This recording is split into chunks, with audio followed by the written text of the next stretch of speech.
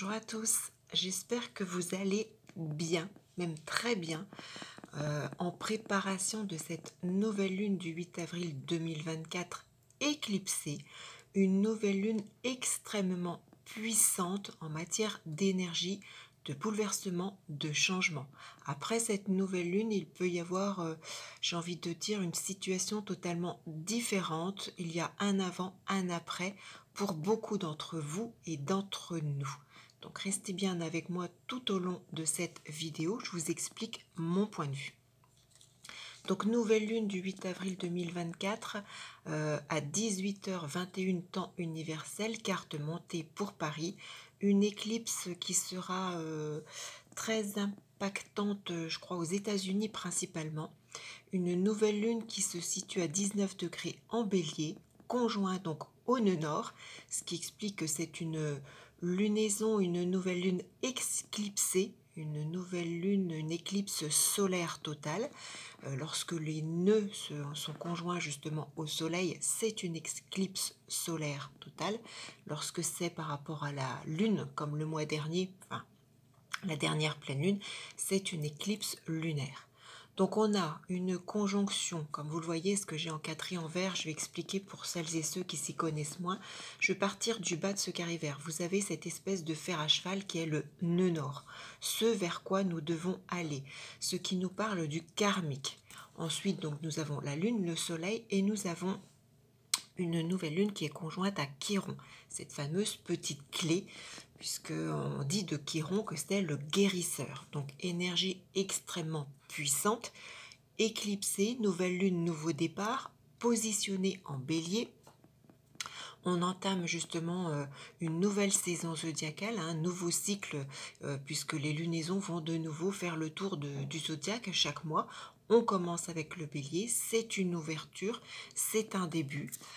Donc une nouvelle lune extrêmement importante, nouvelle lune que nous avons déjà connue, justement pour vous donner un point de référence, très précisément le 8 avril 2025. Cette nouvelle lune était déjà positionnée à 19 degrés en bélier. Donc regardez bien ce qu'il se passait pour vous à ce moment-là. Alors attention, une nouvelle lune 8 avril ne va pas dire qu'il va se passer un événement très précisément le 8 avril. Lorsqu'il y a une éclipse, on va se retrouver à vivre des événements transformateurs dans les semaines, les mois à venir. Ça peut être un événement majeur dans les semaines, dans le mois suivant, dans les 3 mois suivants, dans les 6 mois suivants, dans le cours de l'année qui suit cette éclipse. Ça peut aller même, on peut dire jusqu'à 18 mois de changement. Donc il faut vraiment être très attentif à ce qu'il se passe. C'est pour ça que ce point de référence est important. 8 avril 2005. Qu'avez-vous vécu d'important? La première chose à regarder, c'est dans quelle maison cette nouvelle lune du 8 avril se positionne. Donc regardez par exemple pour le 8 avril 2025, dans quelle maison elle se positionnait. Quel fait important était en lien avec cette maison? Je ne sais pas moi, est-ce que pour la première fois, vous avez fait un voyage à l'étranger? C'était une première. Est-ce que vous avez rencontré votre conjoint à ce moment-là? Est-ce que vous avez eu votre premier contrat de travail à ce moment-là? Est-ce que, voilà, tous ces points-là. La différence avec 8 avril 2005 et 8 avril 2024, on n'avait pas cette conjonction à Chiron, le guérisseur. Le 8 avril 2005, donc Mars, puisque c'était une nouvelle lune en bélier, Mars était maître de cette nouvelle lune, il se positionnait en Verseau maison 3, là c'est pas le cas, on change, et Mars, la nouvelle lune du 8 avril 2005, était conjoint à Neptune. Que faisait Neptune en transit à votre thème de naissance? Là, vous avez à voir j'ai envie de dire un peu l'explication, puisqu'on dit toujours que lorsqu'il y a une nouvelle lune éclipsée comme cela, on regarde dans quel signe. Donc là, c'est en bélier actuellement, c'était déjà en bélier le 8 avril 2005, et on regarde ce que ce Mars fait. En 2005, il mettait en lumière Neptune, donc il était important de regarder les transits de Neptune. Et là, vous aurez des explications sur ce que vous avez vécu. Si vous aviez des transits positifs de Neptune, regardez voilà à quoi ça correspond. ou des transits négatifs de Neptune, hein, là encore, puisque c'est une conjonction. Si on revient sur cette nouvelle lune du 8 avril 2024 éclipsée, donc on a ce secteur 7 qui est important, puisque la nouvelle lune est en maison 7. Mars, le maître de cette maison 7, est situé, lui, en maison 5.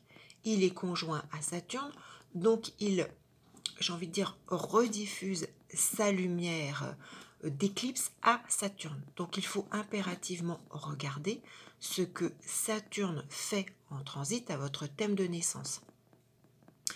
Mars est conjoint à Saturne de lunaison. On peut avoir aussi bien des événements positifs comme des événements négatifs. Tout va dépendre de ce que Saturne fait en transit à votre natal. S'il émet des transits positifs, alors ça peut être une conjonction, un sextile, un trigone à un ou des éléments de votre thème de naissance, une planète, des planètes, un angle, ce sera très positif, très transformateur. À l'inverse, si Saturne fait des transits négatifs à votre thème de naissance, donc là encore ça peut être une conjonction, un carré, une opposition. Là par contre ça va être des situations beaucoup plus marquantes dans un sens, alors ça peut être douloureux, ça peut être pénible, ça peut être restrictif sur les semaines, les mois à venir, 3 mois, 6 mois, 1 an, 18 mois, c'est vous qui verrez en fonction de votre thème de naissance. Nouvelle lune extrêmement puissante puisque là encore conjointe à Chiron. Chiron, c'est le guérisseur. On a au cours de cette nouvelle lune éclipsée le pouvoir, la possibilité de guérir quelque chose. Alors ça peut être une guérison, oui, pour certains physiques, mais c'est très souvent une guérison émotionnelle, une guérison psychologique, une guérison par rapport à, je ne sais pas moi, des pouvoirs limitants que vous aviez. Alors, la nouvelle lune est en maison 7, peut-être que vous aviez des limitations par rapport au domaine de l'union, de l'association, des contrats, du conjoint. Peut-être que d'une façon ou d'une autre, vous allez pouvoir vous libérer ou vous engager, hein, tout va dépendre de vos transits, de ce que fait Mars et Saturne à votre natal. Peut-être, je ne sais pas, que certains vont rencontrer le futur conjoint alors que jusqu'à présent, vous aviez justement plutôt une notion de rejet, de refaire votre vie ou de rencontrer quelqu'un. Pour d'autres, ça va être peut-être justement le divorce qui va vous libérer. Ça peut être... on a quand même cette notion secteur 7, secteur 5. Hein, l'union, l'engagement, le conjoint, le partenariat, les signatures. Le secteur 5, le secteur amoureux. Le secteur lié aux enfants. Peut-être que pour certains, vous étiez toujours dit, moi je ne veux pas d'enfants, j'en ferai pas. Et peut-être que là, vous allez rencontrer la personne ou peut-être que c'est le moment au cours de cette éclipse où il y a quelque chose qui va justement se libérer en vous et peut-être que vous allez à l'inverse prendre la décision de faire un enfant, ça peut être ça, ou de vous engager amoureusement, ou de... Ça peut être l'arrivée aussi d'un enfant, ça peut être une grossesse, ça peut être le pouvoir créateur. Peut-être que vous allez alors créer dans le sens artistique, mais pas seulement. Peut-être créer, vous lancer dans votre propre entreprise. Hein. La lune, le soleil est maître de 10, la carrière. On a Mars maître de 6, le travail. On a la lune maître de 9, l'étranger, les connaissances spirituelles, les formations, tout ce qui nous permet d'emmagasiner un savoir. Saturne est maître de 3, maître de 4, Mars est maître de 2, maître d'ascendant. Donc on a tout un panel, tout dépend vraiment de ce que vous traversez en matière de transit de Saturne. Alors n'oublions pas également qu'avec cette lunaison éclipsée, on a quand même Mercure qui n'est pas loin et qui est rétrograde. Mercure sera rétrograde du 2 au 26 avril. Il va être conjoint à ce Chiron, le guérisseur. Donc avec Mercure rétrograde, c'est toujours une période où on a besoin de revenir sur les choses, que ce soit intellectuellement, que ce soit par écrit, que ce soit par la voix, par la parole. C'est une période justement qui nous demande de revoir les choses pour guérir. Alors peut-être que vous avez... je sais pas, à devoir réfléchir intellectuellement. Peut-être que des événements vont vous amener à revoir justement tout ce qui vous limitait. peut-être que, alors au cours de cette période avec un Mercure rétrograde, on dit toujours que on va se retrouver avec des retards, avec des documents perdus, on va vous redemander justement, hein, on a ce secteur 3, les documents, les papiers, les démarches, l'oral, l'écrit. Peut-être qu'il va falloir refournir des choses. Peut-être que vous allez réfléchir à comment mettre en place un dossier spécifique, que ce soit sur le plan médical, que ce soit sur le plan professionnel, que ce soit une signature qui vous engage au niveau d'un mariage, d'une union, au niveau de l'immobilier, hein, Saturne maître de 4, au niveau du fait de démarrer quelque chose. Là encore, je l'ai dit, ça peut être aussi par rapport à un voyage, par rapport à l'étranger, par rapport à vos origines, à vos racines, hein, Saturne secteur 4, que ce soit par rapport à l'immobilier, que ce soit par rapport à votre mère, par rapport à votre père, ça peut être vraiment tout un tas de choses. Mais c'est vraiment justement quelque chose de très puissant. Une nouvelle lune éclipsée avec Mars le maître, conjoint à Saturne, Chiron qui est de la partie Mercure rétrograde, on a vraiment des choses extrêmement puissantes, alors qui vont très fortement impacter si vous êtes comme moi né sous le signe solaire Bélier, notamment si vous êtes né sur le 8, 10, 12 avril particulièrement, puisque tout ça va se passer, vous voyez, hein, 19 degrés, si vous avez un soleil à 19 degrés, à 24 degrés, si vous êtes sur ce mi-mars, enfin mi-mars, si vous avez un soleil qui se situe voilà, aux environs de 19 degrés en bélier, vous serez extrêmement impacté. Regardez les transits de Saturne, regardez ce que Mars va faire. Alors, bien évidemment, je le disais, nouvelle lune en maison 7, un secteur 6, un secteur 5, Saturne, on a 3, 4, on a Mars, maître d'ascendant, maître de 2. Alors tout ce qui va être courrier, tout ce qui va être argent, tout ce qui va être lié au social, que ce soit la CPAM, les handicaps, que ce soit les frères, les sœurs, les véhicules, les rendez-vous. Alors ça peut être... là, je vais rester sur tout ce qui peut être positif pour vous aider à comprendre. Je vais vous donner des exemples, mais ça peut être... de l'argent lié à une procédure, lié au médical. Ça peut être une opportunité de travailler dans le domaine bancaire, de le fait de peut-être de se déclarer en tant que nourrice. Ça peut être le fait de rencontrer l'amoureux ou l'amoureuse de votre frère, de votre sœur. Ça peut être pour vous-même la rencontre du conjoint. On a ce secteur 3, les relations, avec ce secteur 5 amoureux. Ça peut être lié à l'immobilier, au locatif. C'est tout ce qui est, je l'ai dit, hein, lié aux amours, aux enfants, à la créativité. C'est je crée au sens large, hein, je peux créer quelque chose. Ça peut être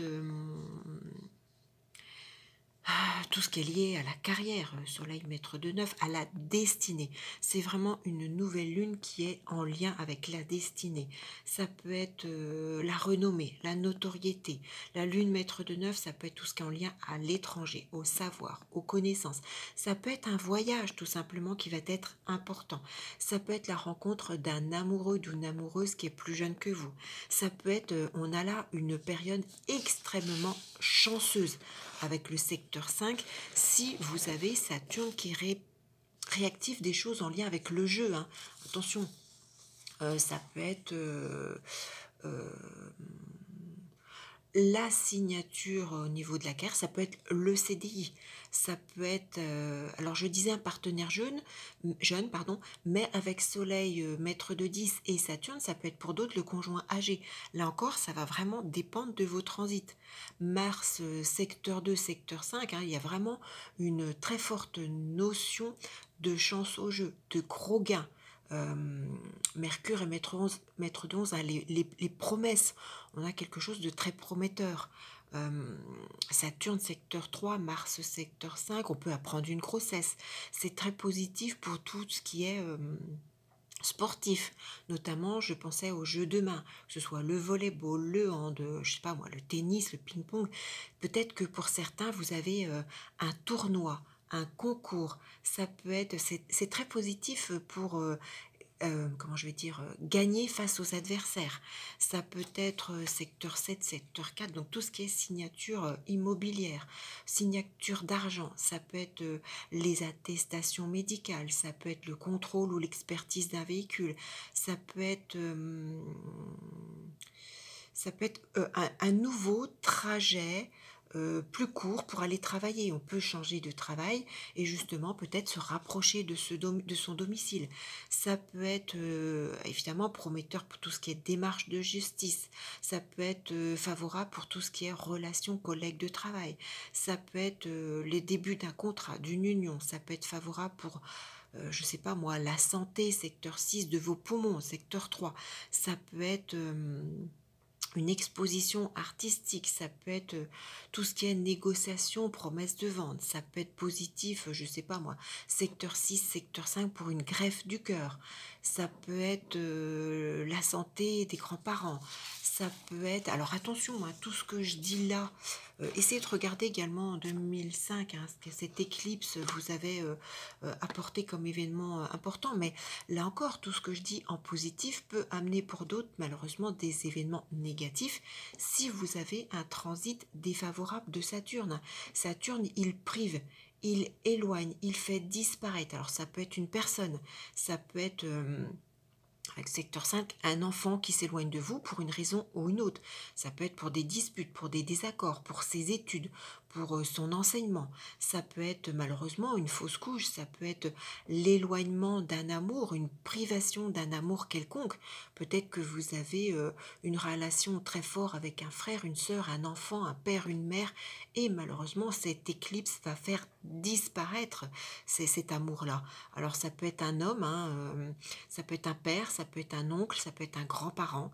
Là encore, hein, on a le soleil maître de 10, hein, donc ça peut être le père pour une femme, ça peut être la mère pour un homme, ça peut être...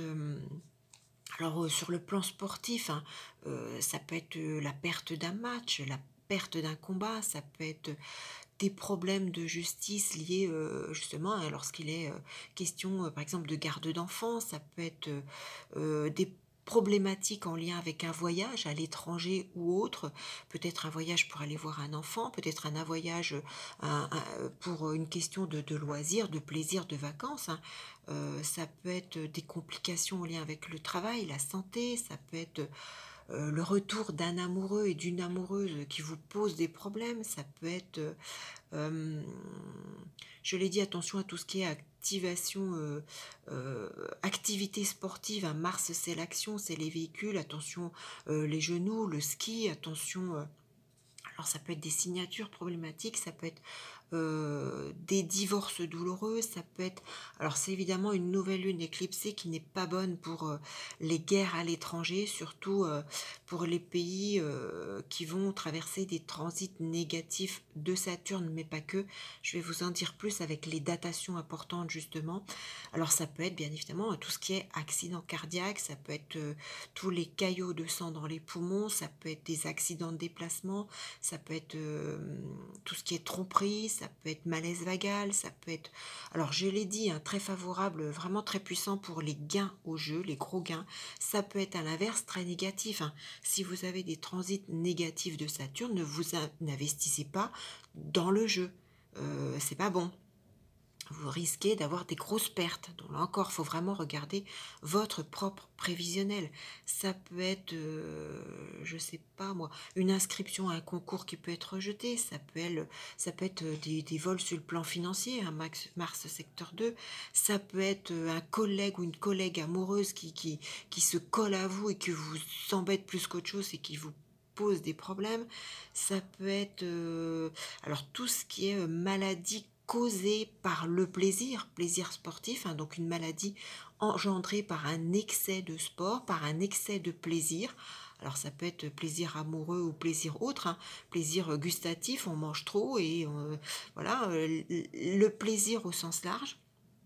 Ça peut être, je sais pas moi, un rejet d'adoption, par exemple, hein, ça peut être toutes ces choses-là. Euh, Comme je vous l'ai dit, une nouvelle lune éclipsée extrêmement importante. Pourquoi? Parce que Mars va recevoir justement toute la puissance de cette éclipse. Mars est conjoint à Saturne.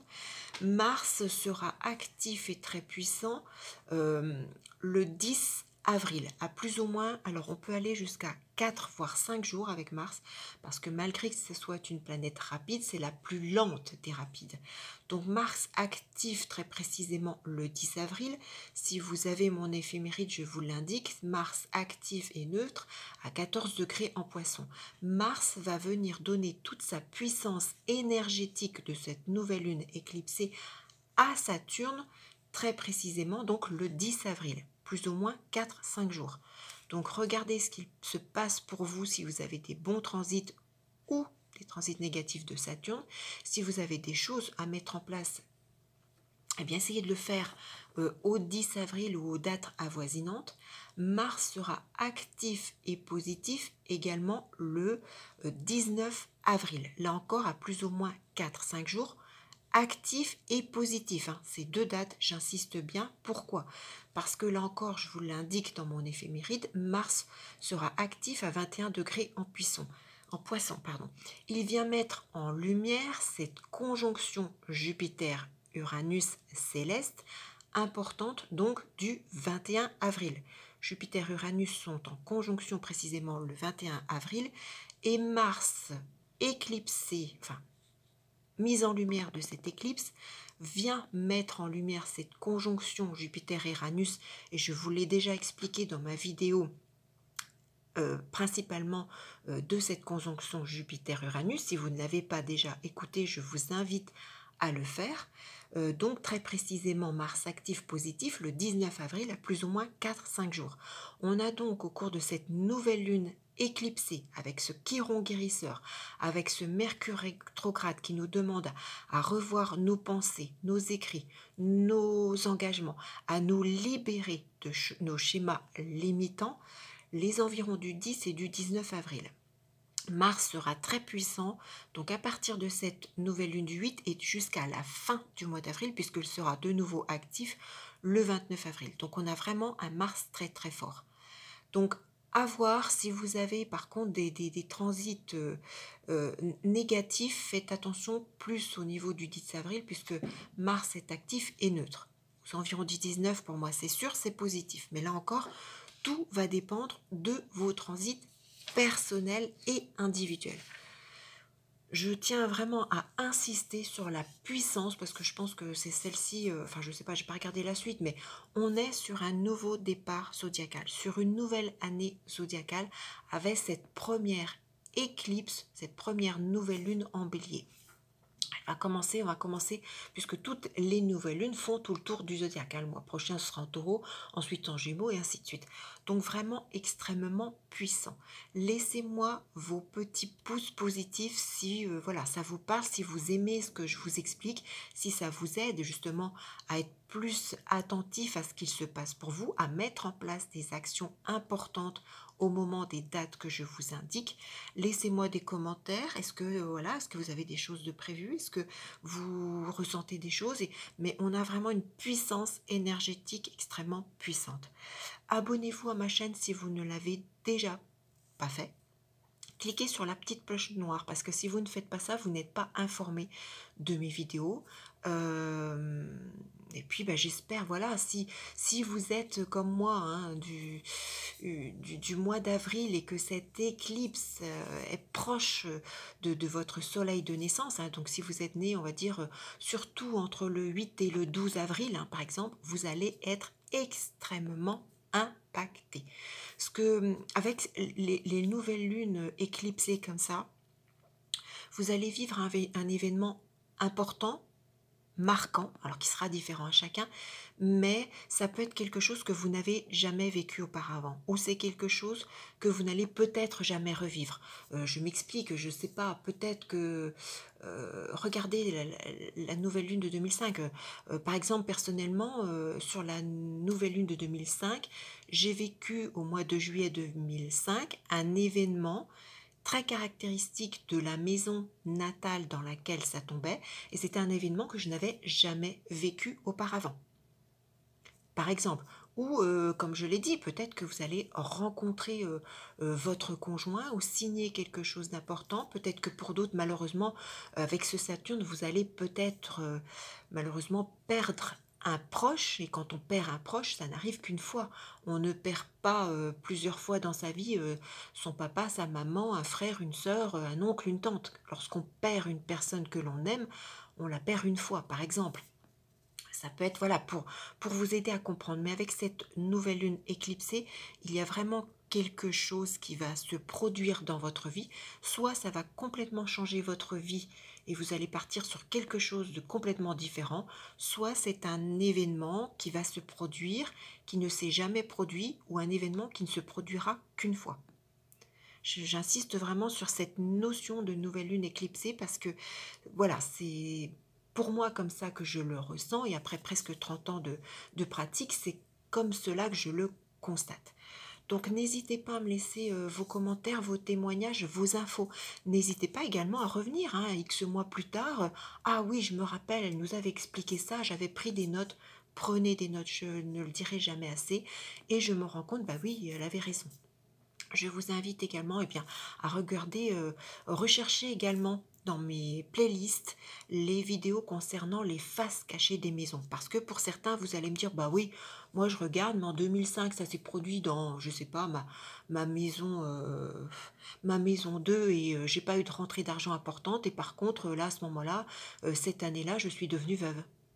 Eh bien oui, si vous écoutez les faces cachées de mes maisons, par exemple, si cette nouvelle lune éclipsée était dans votre maison 2 et qu'au cours de cette éclipse, dans les 3 mois, 6 mois, l'année, les 18 mois qui ont suivi, vous êtes, par exemple, hein, c'est un événement fort, mais retrouvé veuf ou veuve, peut-être que cette nouvelle lune éclipsée de 2005 se produisait peut-être dans votre maison 2. C'est un exemple. Ne vous arrêtez pas qu'à ça, vous n'allez pas forcément vous retrouver dans cette situation, c'est vraiment propre à chacun. Si vous souhaitez un prévisionnel individuel, vous avez sous cette vidéo toutes les informations. Par contre, je précise, si vous me contactez, expliquez-moi précisément comment je peux vous aider. Quelles problématiques vous rencontrez, quelle est votre situation actuelle et indiquez-moi toutes les informations dont j'ai besoin. Parce qu'actuellement, je suis en train de trier justement au niveau des contacts que j'ai. Bonjour, j'ai besoin de votre aide, bonjour, je souhaite vous consulter, je ne donnerai plus suite. Si vous ne m'expliquez pas quelles problématiques vous rencontrez, que je sache tout de suite si je peux vous aider ou non, je ne peux pas savoir. Si je n'ai pas vos informations de naissance, parfois vous me posez une question, vous m'expliquez votre situation, ça peut être des domaines, pardon. Alors si c'est un domaine, j'ai envie de dire facile pour moi à traiter, je ne vais pas m'inquiéter, je sais que je pourrais vous aider. Mais parfois, il y a des domaines de vie beaucoup plus compliqués. Si j'ai votre situation, je rencontre telle problématique, j'aurais besoin de tête à être et j'ai vos informations, je peux déjà regarder et vous répondre tout de suite. Oui, je peux vous accompagner ou non, je ne pourrai pas. Si je n'ai aucune information, dorénavant, je suis obligée de trier. Je ne donnerai pas suite, très sincèrement. Autre point important que je souhaite préciser.